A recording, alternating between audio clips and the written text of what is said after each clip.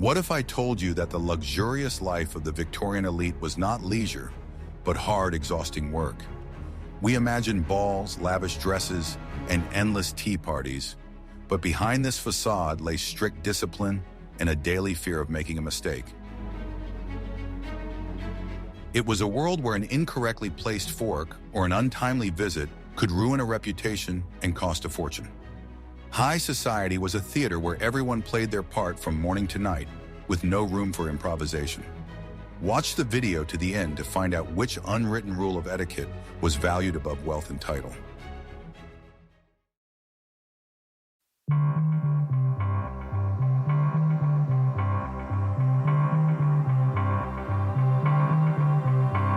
I will reveal the most closely guarded secret of Victorian high society, which is the illusion of idleness. In reality, the life of an aristocrat, especially a woman, was subject to a strict schedule that left no time for personal whims. The day was scheduled down to the minute, from waking up in the morning to going to bed late at night. This routine was necessary to maintain the complex social machine that made up society. Idleness was only a facade, behind which lay the constant work of management and conformity. The main work of the lady of the house began immediately after breakfast. She met with the housekeeper to discuss the menu for the day and plan lunches and dinners for the week ahead.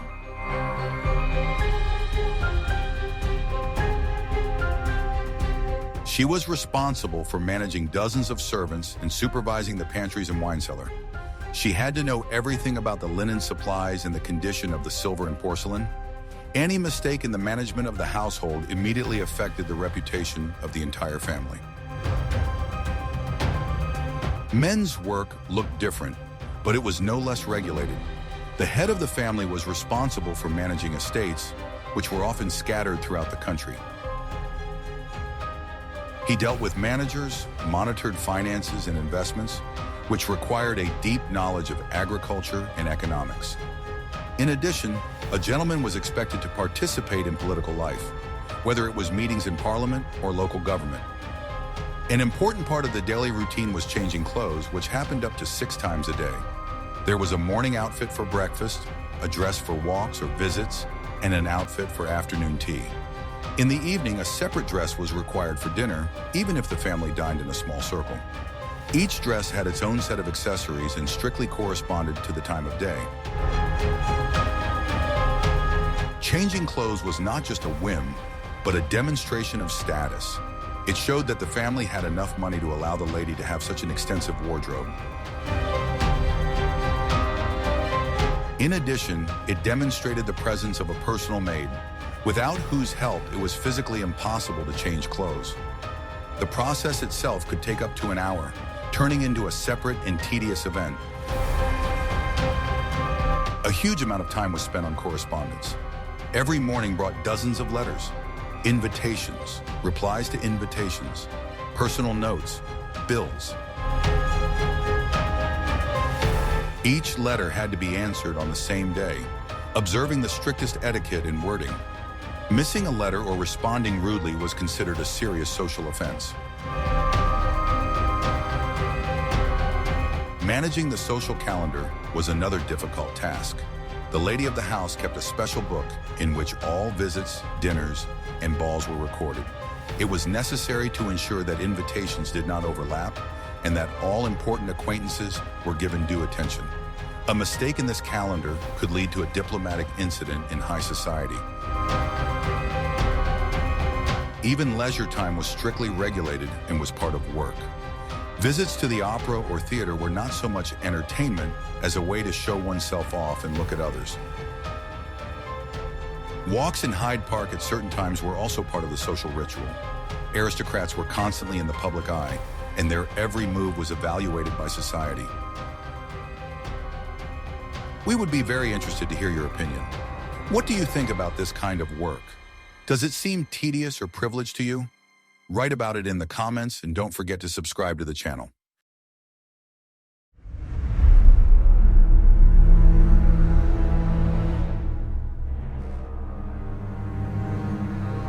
Are you ready to learn the truth about how many dozens of people were needed to ensure the comfort of one elite family? In a large Victorian estate, The staff could number 40 or 50 people. This invisible army was the foundation of aristocratic life, ensuring the smooth running of the household. They lived by their own strict rules in a world that was beneath the living quarters of their masters. The masters, for their part, tried not to notice their presence at all. At the top of the servant hierarchy were two people, the butler and the housekeeper.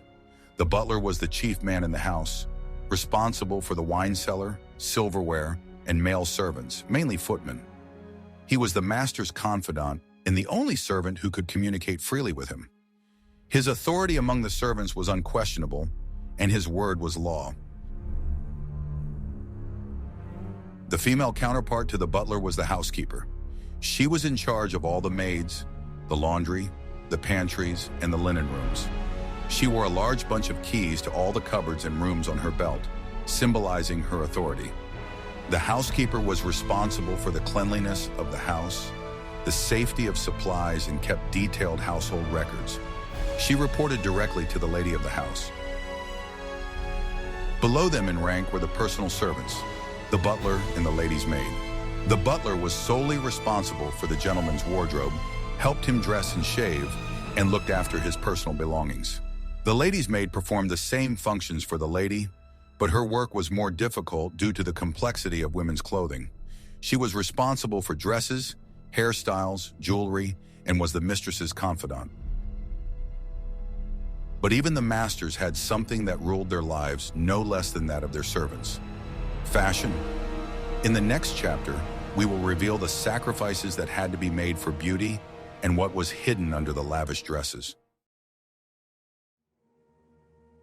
What you are about to learn defined the entire social status of Victorian women and dictated their every move.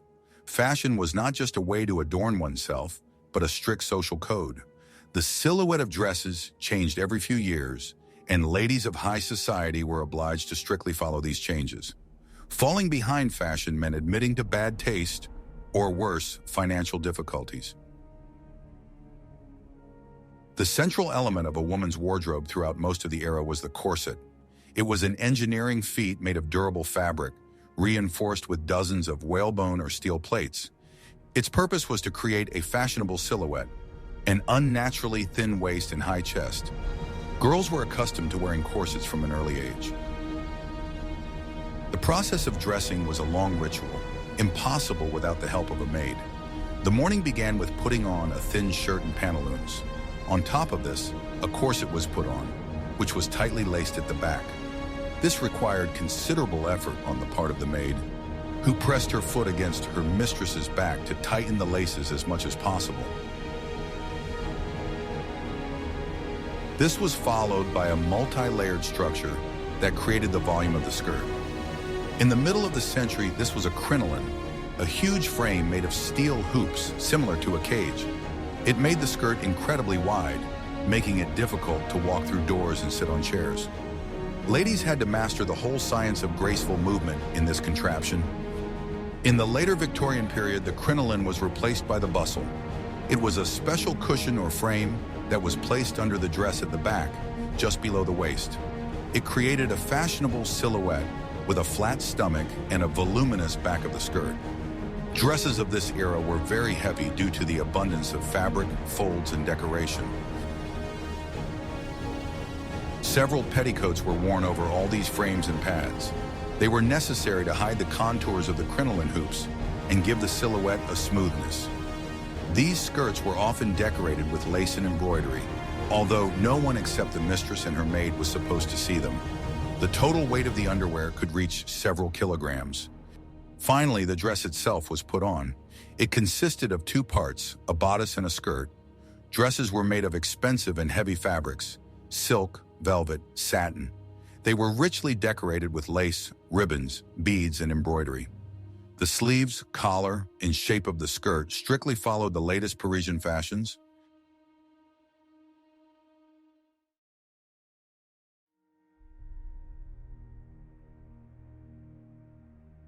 Guess what was the main event of the morning that determined plans for the whole week? It was not breakfast or reading the newspapers. but the arrival of the morning mail. In an era when there were no telephones, the mail was the main system of communication. The entire social calendar depended on the letters received in the morning. Who to invite to dinner, which invitations to accept, and which to politely decline. Breakfast itself was a rather late and substantial affair. The family gathered in the dining room around 9 or 10 in the morning. Unlike dinner, breakfast was often held in an informal setting, without servants in livery. Dishes were served on a special buffet table, and guests or family members could serve themselves. The assortment of dishes was impressive and very different from what we have today. The table might feature smoked fish, ham, various types of eggs, kidneys, chops, and porridge. In addition, toast, jams, marmalade, and copious amounts of tea or coffee were served. Such a hearty breakfast provided energy for a long day, with the next meal not until lunchtime. During breakfast, the head of the family would usually read the morning newspapers, primarily the Times. The newspaper was a symbol of his status and a source of news about politics and finance. Women could discuss household matters or upcoming social events at this time. But as soon as the butler brought in the morning mail on a silver tray, all attention shifted to her. The letters were sorted, and the lady of the house opened her personal and social correspondence. This was the moment when the logistics of the coming weeks were determined.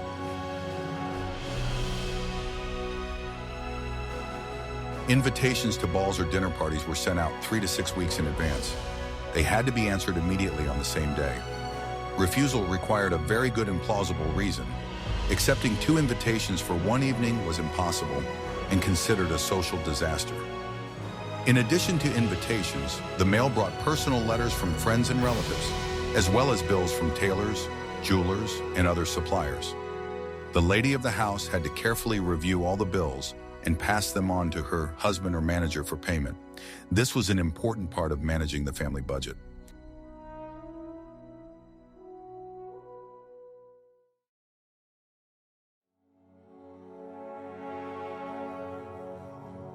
The life of the Victorian elite was divided between 2 completely different worlds, the London townhouse and the country estate. Each of these dwellings had its own specific purpose. Seasonal travel between the city and the countryside was not a whim, but an essential part of the aristocratic lifestyle. The London mansion or townhouse was used during the season. This was the period from May to July when the capital hosted major social events, balls, receptions, and parliamentary sessions. Townhouses were located in prestigious areas such as Mayfair or Belgravia and served as headquarters for the family's social activities. The architecture of the townhouse was dictated by the high cost of land. The houses were narrow and tall, often with 5 or 6 floors. The formal rooms, the dining room, living room, and ballroom, occupied the lower floors. The family's bedrooms were located above, and the top floors and basement were reserved for the servants. The interiors of London houses were ostentatiously luxurious. They were decorated in dark, rich colors with a predominance of mahogany and oak. The rooms were literally crammed with furniture, paintings in heavy gilded frames, and countless trinkets. Heavy velvet curtains blocked out almost all daylight, creating an atmosphere of solidity and wealth. The country estate, on the other hand, was a symbol of true wealth and the antiquity of the family. Land ownership was valued much more highly than mere money. The estate was the center of the family's agricultural holdings and a place where political power was demonstrated at the local level. Families spent most of the year here, especially in the fall. Country houses were huge and sprawling. They were built over centuries and often combined several architectural styles. They had huge libraries, art galleries, billiard rooms, and spacious bedrooms for numerous guests. The house was designed to host large house parties that could last for weeks. A carefully planned park stretched around the house. Landscape design was a separate art form designed to emphasize the beauty of nature and the grandeur of the owners. The presence of greenhouses where exotic fruits were grown was another sign of high status. Life on the estate was more informal than in London. but still subject to rituals. Days were devoted to walking, horse riding, and other country pursuits. Evenings were given over to long dinners and parlor games. It was often on the estates that important political issues were decided in an informal setting.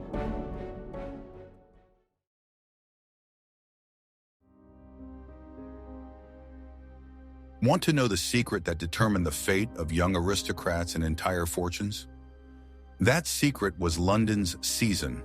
This short period from May to July was not just a time for parties, but a complex social mechanism that historians call the marriage market. The main purpose of the season was to introduce members of elite families to each other and arrange marriages. The central figures in this market were debutantes. These were young girls from aristocratic families who were being introduced to society for the first time. The culmination of this process was the presentation to the court, where the girl was presented to the monarch in a special dress. After that, she was officially considered ready for marriage. For the debutante and her mother, an exhausting marathon of balls, dinners, and receptions began. The girl had to attend dozens of events per season, demonstrating her upbringing, manners, and dancing skills. She was accompanied by her mother or another older relative who acted as a chaperone and monitored her behavior. However, the basis of all social life was not balls, but a much more subtle ritual, paying visits. There was a strict code governing this process. Ladies from high society set aside certain days of the week when they were at home to receive visitors. These visits usually took place in the afternoon. The main tool in this ritual was the visiting card. Every lady and gentleman had a set of cards with their name and sometimes their address. Upon arriving at the house, the guest handed the card to the footman. If the hostess was at home, he was invited in.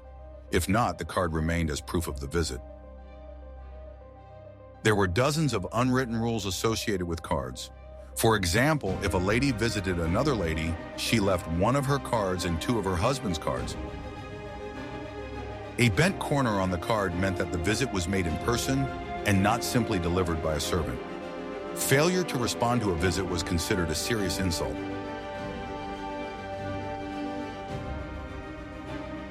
The visit itself was strictly regulated in terms of time. It should not last more than 15 to 20 minutes. During this time, it was customary to exchange pleasantries, discuss the weather, and the latest social news. Conversations on serious or personal topics were strictly forbidden.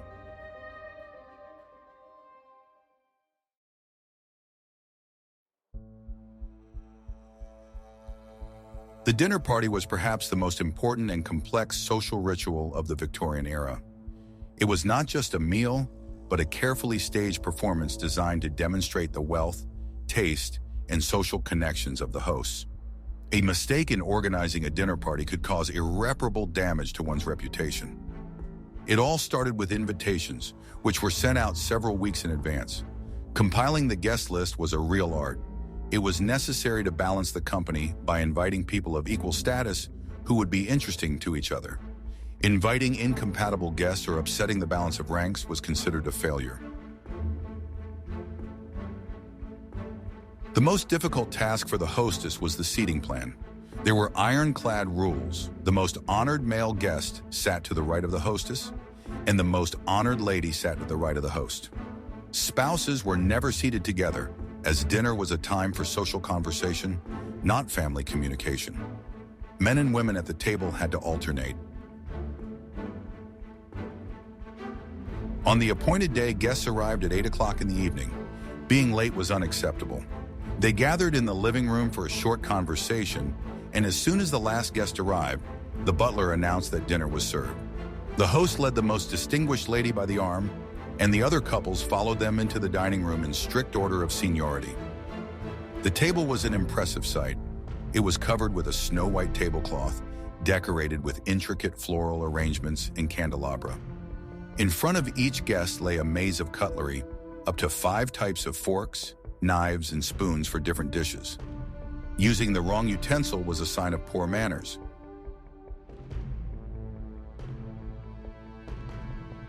During the Victorian era, a new way of serving food became established: service à la Russe, or Russian service. Unlike the old style, where all dishes were placed on the table at once, now the footmen brought each dish to the guests in turn. This allowed the food to be served hot and made the meal even more festive. The menu was incredibly abundant and could include up to 10 or 12 courses. Dinner began with soup, followed by fish dishes, meat dishes, game, complex appetizers, roasts, vegetables, puddings, desserts, and fruit. Each dish was accompanied by its own wine, the selection of which was supervised by the butler.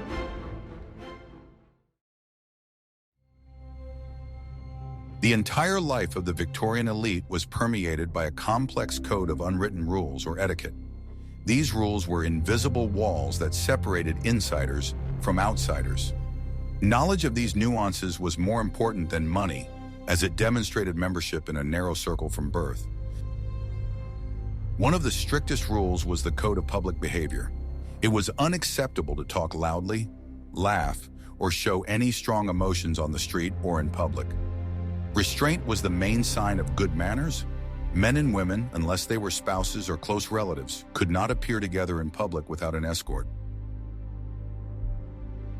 There were strict rules for introductions. A man was always introduced to a woman, not the other way around. A person of lower status was introduced to a person of higher status. Introducing oneself to someone without a mutual acquaintance was considered unthinkable audacity. This rule reliably protected the elite from the intrusion of undesirable elements. The rules for wearing gloves were absolute. A lady did not leave the house without gloves and a hat. Gloves could be removed when visiting, but at a ball, a lady danced in gloves. A gentleman also wore gloves on the street and removed them indoors. It was shameful to appear in public with dirty or torn gloves. Street etiquette was worked out in detail. A gentleman walking with a lady always had to be on the pavement side to protect her from dirt. When meeting an acquaintance, a gentleman would raise his hat, while a lady would respond with only a slight nod of her head. Stopping to talk on the street was considered bad form.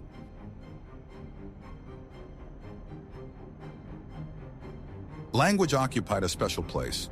There were decent and indecent words. For example, it was considered vulgar to say legs. Instead, the euphemism limbs was used. Even the legs of a piano were covered with special covers. Talking about money was absolutely taboo. Even such a sad event as mourning was strictly regulated. There were clear rules on how long and how exactly one should grieve. A widow had to wear full mourning for a year and a day, then half mourning for 6 months. During this time, she was not allowed to attend balls or other entertainment events.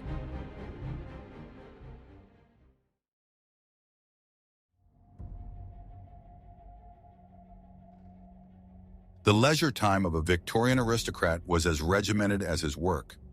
Entertainment had to be decent, that is, it had to emphasize status and education.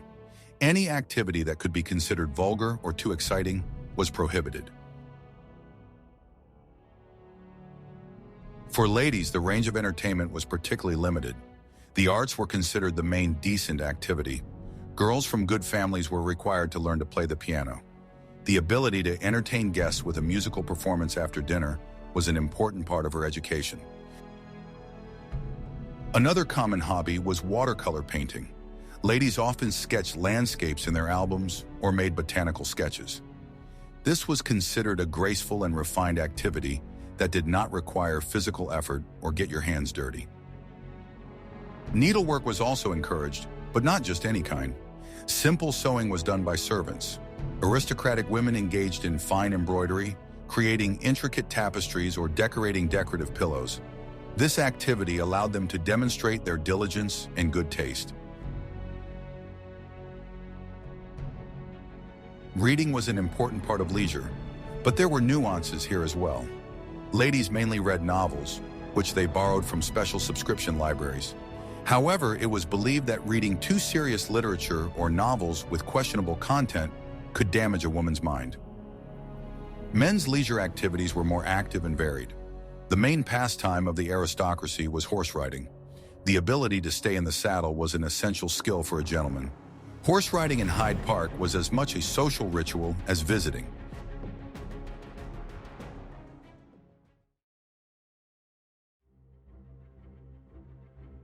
ball was the highlight of the London season and the most coveted event for the entire aristocracy.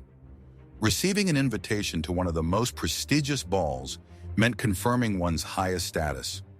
Refusing an invitation was tantamount to public humiliation. Preparations for the ball began several weeks in advance. Ladies ordered new ball gowns from the best Parisian or London dressmakers. These dresses were the most luxurious in their wardrobes, made of expensive fabrics, with deep necklines and lavishly decorated with lace and jewels. The host's home was also transformed. The ballroom was decorated with thousands of fresh flowers, garlands, and mirrors. The best orchestra was hired to play all night long. Lighting was especially important. The hall was lit by hundreds of candles, or, in later times, by new gas lighting. Guests began to arrive late, around 10 or 11 o'clock in the evening. They were greeted at the entrance by the butler, who loudly announced the names of those arriving. The host stood at the entrance to the ballroom and welcomed each guest. This ceremony was important for maintaining hierarchy. The dances were strictly regulated. The evening opened with a polonaise or a solemn quadrille in which the most distinguished guests participated. This was followed by waltzes, polkas, and mazurkas. The waltz was still considered a rather intimate dance, and it was not proper for a young lady to dance it too often or with the same partner. Each lady had a ball book, a small notebook attached to her belt. Gentlemen who wished to dance with a lady had to sign up in advance in this book for a specific dance. It was considered highly improper to refuse a gentleman if the dance was free, or conversely, to forget about a promised dance. For debutantes, the ball was their big chance. Success was measured by how quickly their dance book was filled. A girl who sat by the wall for even one dance risked gaining a reputation as a loser. Mothers closely monitored their daughters' success from behind rows of chairs arranged around the perimeter of the hall. We immersed ourselves in the glittering but strictly regulated world of the Victorian elite. Behind the facade of luxurious balls, sumptuous dresses, and country estates lay a life governed by thousands of unwritten rules. It was a theater where every step and every word mattered, and the price of a mistake was incredibly high. Wealth was only a ticket to this world, but one could only remain in it by thoroughly knowing and observing the most complex code of decorum. From the morning mail review to the last dance at the ball, life was a ritual, a demonstration of status, and the work of maintaining it. What other aspects of history or other eras would you like to see on our channel? Suggest topics for future videos that you would be interested in exploring in detail in the comments. And don't forget to subscribe so you don't miss our new research.